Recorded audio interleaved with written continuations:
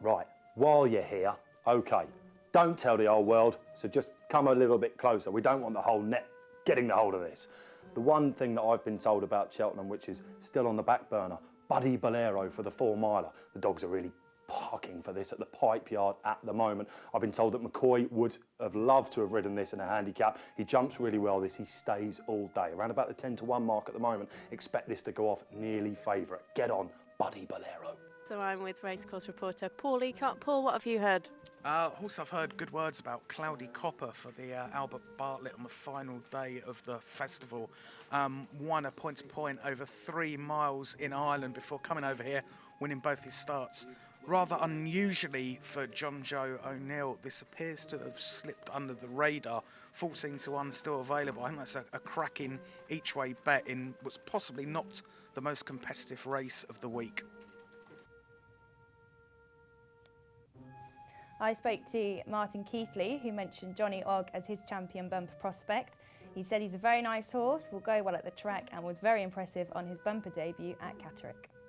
So now we're here with editor of the Racing Post, Bruce Millington. Bruce, what whispers have you heard out on the racetrack? Well, the horse that I've heard from 2 different sources that apparently is going to go very well next week is Super Duty of Donald McCain's. He's in the Kinmure and he's in the RSA. He's favourite for the Kinmure. And also everyone who was at Donald's recent press day said what a picture the horse looked. So Super Duty is my Cheltenham whisper. When I spoke to trainer Mike Smith earlier in the week, he was very bullish about Orsippus, who has been placed on both his previous runs at the festival. His target is the Coral Cup, but there is a big if, because he's not certain to get in. Although he is a rated 130 and horses rated 128 have run in the past. If he does make the cut, he'll be fresh, as he's had only 1 run this season, and he's well handicapped, and good ground should suit him well. 2 others to note if Orsippus doesn't make the cut are Cashmere Pete for the John Quinn yard. He's 2 out of 2 over hurdles, or he was until he had an unfortunate fall at Musselburgh last time. And he goes for the Triumph, in which is a 16-1 shot. And a really dark horse is one called Diamond King, who made a successful debut at Wetherby in the bumper there, a performance which his trainer Donald McCain described as breathtaking. He could be anything, and he's a 16-1 shot for the Weatherby's champion bumper. Okay, we're here with former racing... Sorry, I turned too soon.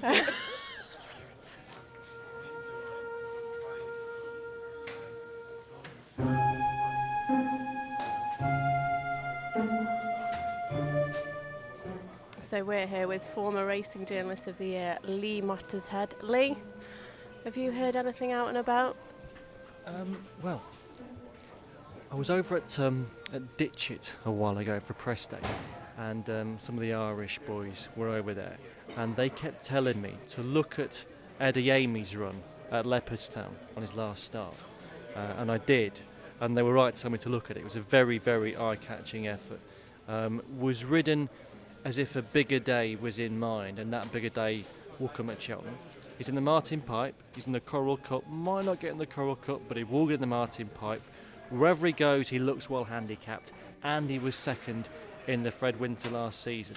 So, off a decent mark, with course form, representing Michael O'Leary, I think Eddie Amy is definitely one to have on side.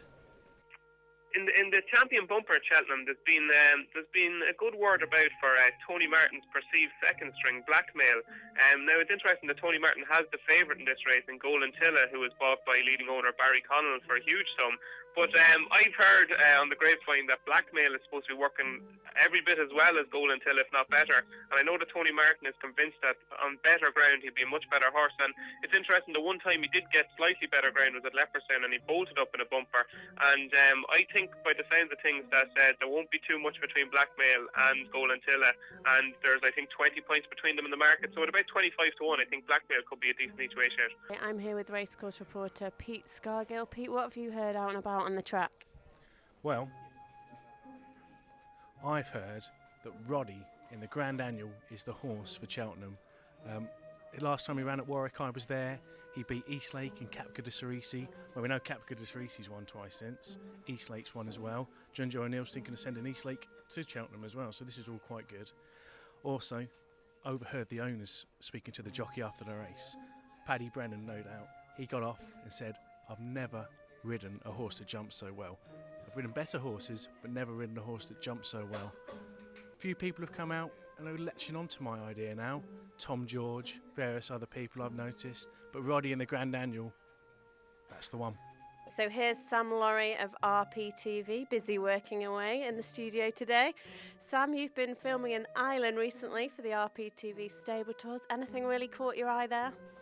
Well, the one standout horse there was Pont Alexandra, not just because Willie Mullins was very keen on it, but also the other trainers we went to see, Desi Hughes, Noel Mead, Gordon Elliott, they've all had horses beaten by Pont Alexandra in the season, and they just said, well, if he could do what he did to their horses, then he must be some machine. I think he's going to be the Irish banker at the festival. Well, I've heard a big shout for Rev de Civilla in the World Hurdle. Nick Williams and all the team up there are really, really keen on this horse. And obviously he won the Cleve Hurdle in a really close race with Oscar Whiskey. And a lot of people think Oscar Whiskey will reverse the placings. But from what I've heard, they're very confident. Richard Johnson thinks he's an absolutely great shout, possibly his best rider of the festival. So he's my whisper for Cheltenham.